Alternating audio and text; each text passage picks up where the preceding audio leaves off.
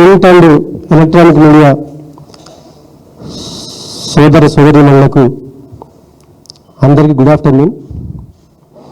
నాతో పాటు ప్రెస్ కాన్ఫరెన్స్లో పాల్గొంటున్న మిత్రులు బీఆర్ఎస్వి రాష్ట్ర అధ్యక్షుడు గిలి శ్రీనివాస్ యాదవ్ గారు, కార్పొరేషన్ రాష్ట్ర మాజీ చైర్మన్ పల్లె రవికుమార్ గారు, మహిపాల్ గారు, మిగతా మిత్రులు,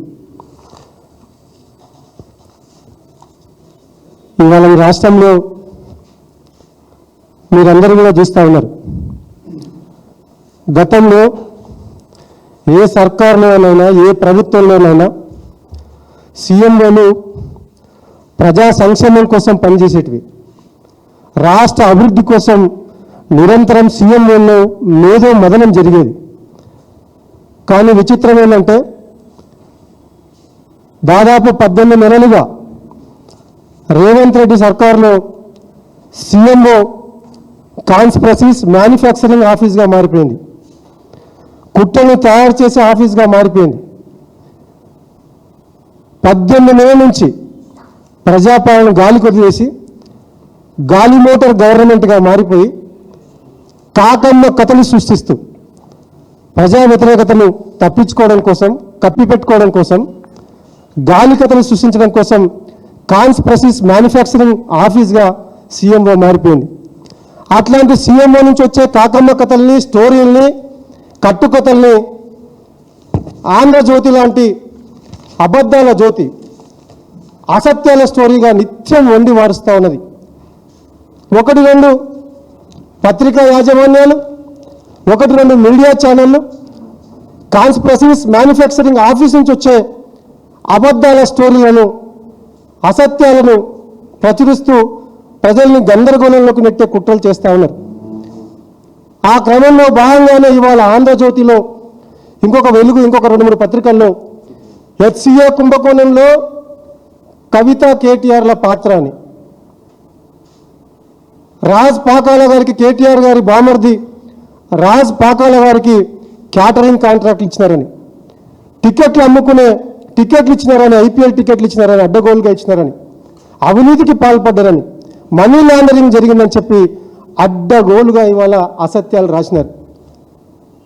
ఈ సందర్భంగా పత్రికల్ని, ఆ యాజమాన్యాలను మేము అడుగుతూ ఉన్నాం, కాన్స్పిరసీస్ మ్యానుఫ్యాక్చరింగ్ ఆఫీస్ నుంచి ఏం స్టోరీలు వస్తే ఆ స్టోరీలు మీరు రాసేస్తారా?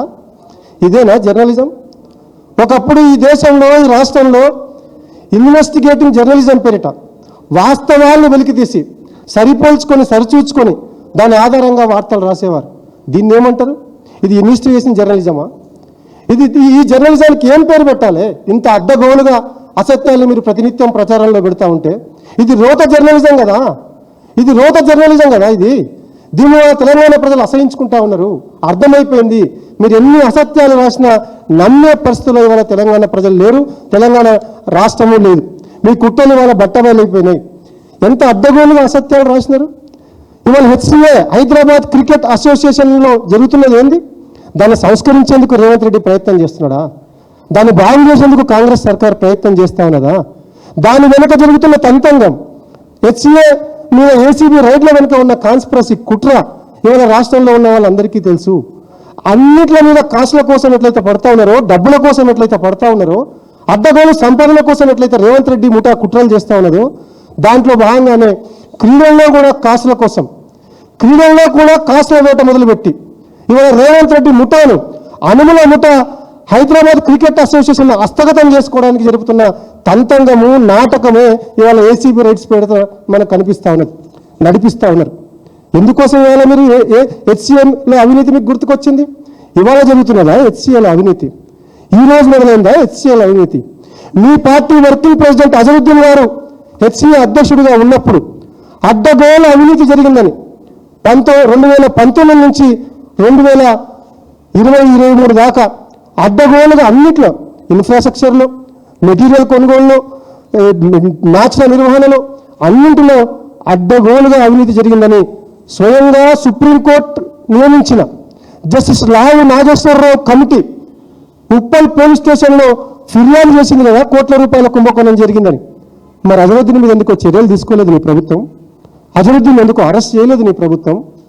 మీ కాంగ్రెస్ ప్రభుత్వంలో, మీ కాంగ్రెస్ పార్టీలోనే ఉన్న మాజీ మంత్రి గడ్డం వినోద్ మీద ఇంకా చాలా మంది మీద ఏసీబీ కేసులు నమోదు కాలేదా? అజరుద్దీన్కి ఈడీ నోటీసులు రాలేదా? క్రికెట్లో స్కాములు చేశారని, కుంభకోణాలకు పాల్పడ్డారని. మరి వాళ్ళను సంకనెత్తుకొని తిరుగుతూ వాళ్ళందరినీ కాపాడుతూ నీ పీసీసీలో నీ ప్రభుత్వంలో కీలకమైన పదవులు వాళ్ళకు అప్పగిస్తూ నీ హెచ్సీఏలో ఏదో అవినీతి జరుగుతుంది, దాన్ని కట్టడి చేయడం కోసం ప్రయత్నం చేస్తుందని చెప్పి ప్రగల్భాలు పలికితే ఎవరు నమ్ముతారు రేవంత్ రెడ్డి గారు? ఎవరు నమ్ముతారు ముఖ్యమంత్రి గారు? నీ తంత్రంలోనంతా హెచ్సీఏను హైదరాబాద్ క్రికెట్ అసోసియేషన్ను అనుమల ముఠాకు అప్పచెప్పడం కోసం నడిపిస్తున్నాం అన్నది తేటతెల్లం అయిపోయింది కదా. దీనికి ఆధారాలు ఉన్నాయి కదా. బీసీసీఐలో కీలకమైన ఒక వ్యక్తిని అందాల పోటీలు జరిగినప్పుడు, ప్రపంచ సుందరి పోటీలు జరిగినప్పుడు బీసీసీఐలో ఒక కీలకమైన వ్యక్తిని హైదరాబాద్కి ఆహ్వానించినారు.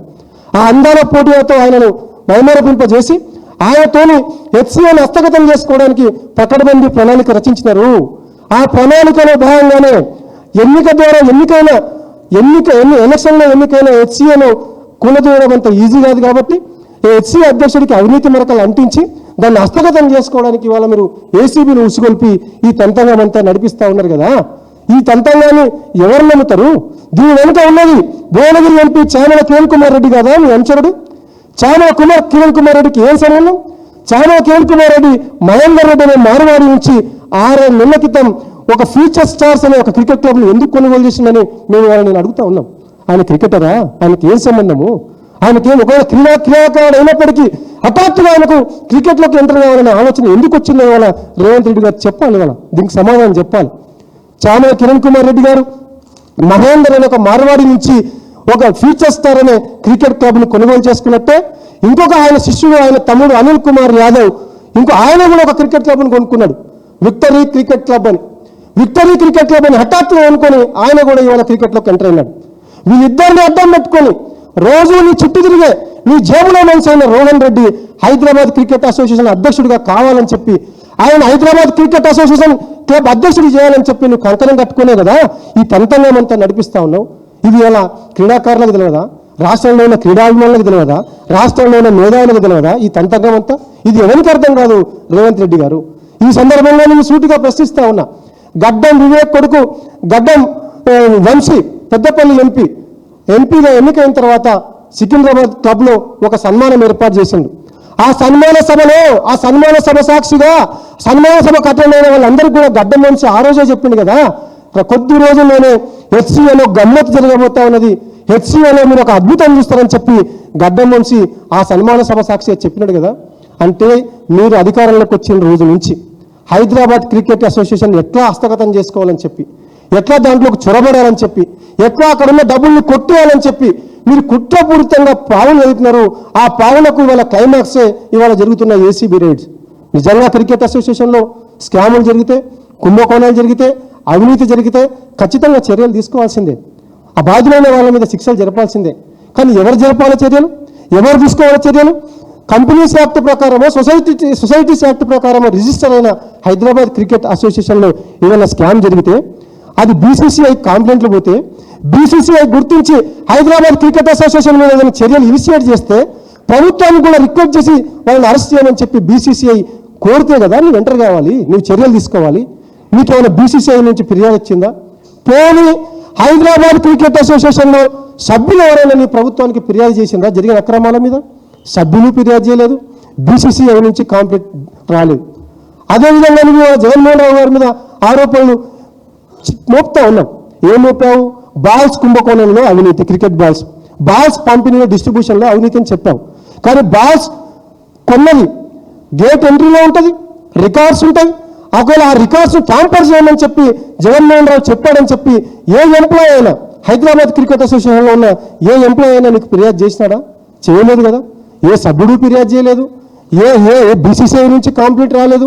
ఎవ్వరు ఫిర్యాదు చేయకముందే నువ్వు అడ్డగోలుగా ఇవాళ నువ్వు ఒక అబద్ధాల స్టోరీని వండి వారుస్తూ ఉన్నావు కదా. ఎవరో ఒక ఆయన గురువారెడ్డి ఏదో పేరట ఆయన కాంప్లైంట్ చేస్తే ఒక బీజేపీ నాయకుడు ఆయన మీద గురువారెడ్డి మీద ఎన్ని కంప్లైంట్లలో పోలీస్ స్టేషన్ నుంచి ఎఫ్ఐఆర్ తెప్పించుకో రేవంత్ రెడ్డి గారు. 100కు పైగా కంప్లైంట్లు ఉన్నాయి గురువారెడ్డి మీద. అనేక అవినీతి ఆరోపణలు ఉన్నాయి ఆయన మీద. అనేక చీటింగ్ కేసులు, చెక్ బౌన్స్ కేసులు, ఫ్రాడ్ కేసులు ఉన్నాయి. అట్లాంటి వాళ్ళ కాంప్లైంట్ను అడ్డం పెట్టుకొని, అట్లాంటి వాళ్ళ ఫిర్యాదును అడ్డం పెట్టుకొని ఇవాళ నీవు ఏసీబీ రేట్స్ పేరిట స్టోరీలు, ఆంధ్రజ్యోతి లాంటి వాళ్ళు అట్లాంటి ఫిర్యాదు పేరిట బ్యానర్ ఐటమ్లు, ఒక బాధ్యతాయుతమైన ఒక పార్టీ 10 ఏళ్ళు ప్రభుత్వాన్ని నడిపించిన పార్టీ, తెలంగాణను సాకారం చేసిన పార్టీ వర్కింగ్ ప్రెసిడెంట్ మీద అడ్డగోలుగా ఒక అనామకులు ఇచ్చిన ఫిర్యాదును ఆధారంగా చేసుకొని ఇట్లా అసత్యాలు రాయొచ్చా? ఇట్లా అబద్ధాలు రాయొచ్చా? ఇదేనా సంస్కృతి? ఇదేనా జర్నలిజం? దీన్ని వల్ల మేము తీవ్రంగా ఖండిస్తూ ఉన్నాం. ఈ ప్రభుత్వాన్ని కూడా మేము హెచ్చరిస్తూ ఉన్నాం. ప్రతి చోట నువ్వు కాసుల కోసం కక్కుర్తి పడుతున్నట్టే నువ్వు వాళ్ళ క్రీడల్లో కూడా కాసుల కోసం కక్కుర్తి పడుతూ ఉన్నావు. ఇది మంచిది కాదు. అన్ని వ్యవస్థల్లో నీ ముఠాకు అప్పచెప్పడానికి నువ్వు కుట్రలు పావులు వేపుతున్నట్టే ఇవాళ నువ్వు క్రీడా రంగాన్ని కూడా, ఇవాళ క్రికెట్ అసోసియేషన్ని కూడా అనుమల ముఠాకు అప్పచెప్పడం కోసం కుట్రలకు పాల్పడుతూ ఉన్నావు. ఇది అమానవీయం, ఇది దుర్మార్గం. హైదరాబాద్ క్రికెట్ అసోసియేషన్కు 100 ఏళ్ల చరిత్ర ఉంది. ఈ దేశంలో 90 ఏళ్ళుగా అద్భుతమైన క్రీడలు నిర్వహించిన చరిత్ర, జాతీయ అంతర్జాతీయ స్థాయి మ్యాచ్లు నిర్వహించిన చరిత్ర హైదరాబాద్ క్రికెట్ అసోసియేషన్కు ఉంది.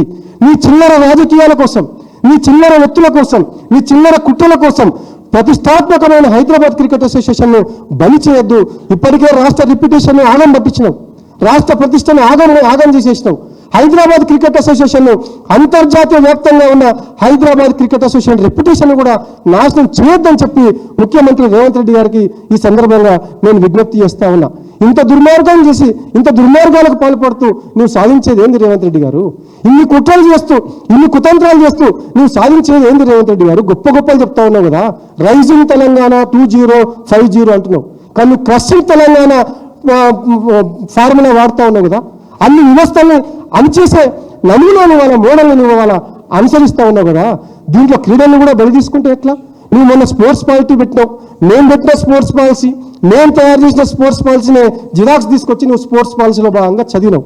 నీకు చిత్తశుద్ధి ఉంటే నేను చైర్మన్గా ఉన్నప్పుడు 2.5 లక్షల మంది యువకులను భాగస్వామ్యం చేసి అద్భుతంగా సీఎం కప్ నిర్వహించిన. ఆ సీఎం కప్ను మా అమ్మ అనిపించిన మన తూతూ మంత్రంగా నడిపినాను. మేము నిర్వహించిన సీఎం కప్ను ఆనాడు కేసీఆర్ గారి నాయకత్వంలో, కేటీఆర్ గారి మార్గదర్శకత్వంలో నేను చైర్మన్గా ఉన్నాడు 2.5 లక్షల మంది తెలంగాణ యువకులను భాగస్వామ్యం చేసి సీఎం కప్ నిర్వహిస్తే ఆ సీఎం కప్ను స్టడీ చేసి ఆంధ్రప్రదేశ్ ఆడుదాం ఆంధ్ర నిర్వహించింది, తమిళనాడు రాష్ట్రం సీఎం కప్ నిర్వహించింది. కానీ నువ్వు మొన్న నిర్వహించినావు, తూతూ మంత్రం సీఎం కప్ నిర్వహించినావు. దాంతోపాటు ఇవాళను క్రీడలు నాకు ఇష్టమైన సబ్జెక్టు, క్రీడాశాఖ నా దగ్గరనే ఉంచుకుంటా అని చెప్పినావు. కానీ మాట నిలబెట్టుకున్నావా? అన్ని ఎగ్గొట్టినట్టే మొన్న కూడా ఎగ్గొట్టి క్రీడాశాఖను ఇంకొకరికి కేటాయించినావు. పోనీ క్రీడాశాఖకు గత ఏడాది ఇచ్చిన నిధులు ఏమన్నా ఖర్చు చేసినావా? ఆ అలొకేషన్లో చూపించిన నిధులు ఏమన్నా ఖర్చు చేసినావంటే ఆ నిధులు కూడా ఖర్చు చేయలేదు. నీకు నిజంగా చిత్తశుద్ధి ఉంటే నేను చైర్మన్గా ఉన్నాడు అనేక ప్రతిపాదనలు ప్రభుత్వం మీద ఉన్నాయి. దాన్ని మేము నా ప్రభుత్వం వచ్చింటే మేము అమలు చేసేవాళ్ళం. జిల్లా క్రీడా స్పోర్ట్స్ అథారిటీలతో పాటు మండల్ స్పోర్ట్స్ అథారిటీ ఎంఎస్సీలను, పంచాయత్ స్పోర్ట్స్ అథారిటీ పిఎస్సీలను కూడా ఏర్పాటు చేయాలని మేము అంతా సిద్ధం చేసి పెట్టినాం. నువ్వు అధికారంలోకి వచ్చిన దురదృష్టవశాత్తు. లేకపోతే ఈ రాష్ట్రంలో 12,700కు పైగా పంచాయతీ స్పోర్ట్స్ అథారిటీస్ వచ్చేటివి.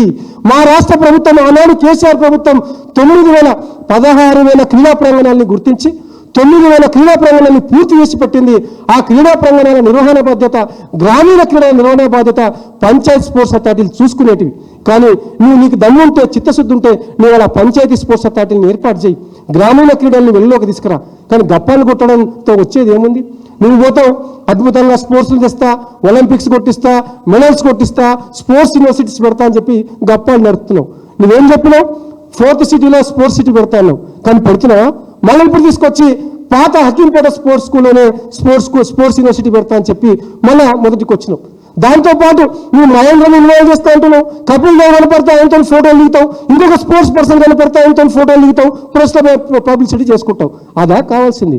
నీకు నిజంగా చిత్తశుద్ధి ఉంటే గ్రామీణ స్థాయి నుంచి క్రీడల్ని ఎట్లా బలోపేతం చేయాలని మేము ఒక రోడ్ మ్యాప్ వేసి ఉన్నాము. ఆల్రెడీ మేము ఒక యాక్షన్ ప్లాన్ సిద్ధం చేసి పెట్టినాము. కొన్ని కార్యక్రమాలు ఆల్రెడీ అద్భుతంగా చేసి ఉన్నాము. ఆనాడు 10 ఏళ్లలో 2 ఏళ్ళు కరోనాకు పోతే, 1 ఏడాది స్థిరపడడానికి పోతే, ఒకవైపు సహకరించిన నరేంద్ర మోదీ ప్రభుత్వం ఉంటే ఎన్నో అడ్డంకుల మధ్య కూడా కేసీఆర్ ప్రభుత్వం ఒక నిఖత్ జరీని తయారు చేసింది. అనేక మంది క్రీడాకారులు, ప్రపంచ స్థాయి క్రీడాకారుని ఆనాడు కేసీఆర్ ప్రభుత్వం ప్రోత్సహించింది, తయారు చేసింది, అండగా నిలబడ్డది. కోట్లాది రూపాయల నగదు పారితోషికం ఇచ్చింది. 700 గజాల విలువైన భూములు బంజారాహిల్స్, జూబ్లీ హిల్స్లో ఇచ్చింది, ప్రోత్సహించింది. దాంతోపాటు గ్రామీణ క్రీడా ప్రాంగణాన్ని ప్రతి గ్రామంలో గుర్తించింది, జిల్లా స్టేడియంని ఏర్పాటు చేసింది, కొత్త స్పోర్ట్స్ అకాడమీని జిల్లాలకు ఇచ్చింది, కొత్త జిల్లాలకు ఇచ్చింది. అనేక రకాల చర్యలను ఆనాడు కేసీఆర్ ప్రభుత్వం తీసుకున్నది. నీకు చిత్తశుద్ధి ఉంటే దాన్ని ముందు తీసుకపో, క్రీడలను ముందు తీసుకపో, దేశానికి మోడల్గా రాష్ట్ర క్రీడారంగాన్ని నిలబెట్టు. కానీ ఆ దిశగా నీవు ఆలోచించకుండా క్రీడలను కూడా నీ కాన్స్పిరసీకి బలి చేసేందుకు, నీ కాసుల వేటకు క్రీడలను కూడా బలి తీసుకునేందుకు ఇవాళ హైదరాబాద్ క్రికెట్ అసోసియేషన్ చుట్టూ ఈ డ్రామా నడపడం, ఈ తంతంగాన్ని నడపడం ఆవేదన కలిగిస్తూ ఉన్నది. ఇంతగా దిగజారి, ఇంత స్థాయికి దిగజారి, పోనీ భూమి మీద పడుతున్నావు, నీకు రియల్ ఎస్టేట్ రంగం మీద అవగాహన ఉంది కాబట్టి, లేకపోతే అనేక రకాల ఫార్మా ఇండస్ట్రీల పేరిట అనేక రకాల దోపిడీ తెగబడుతున్నావు, ఫోర్త్ సిటీ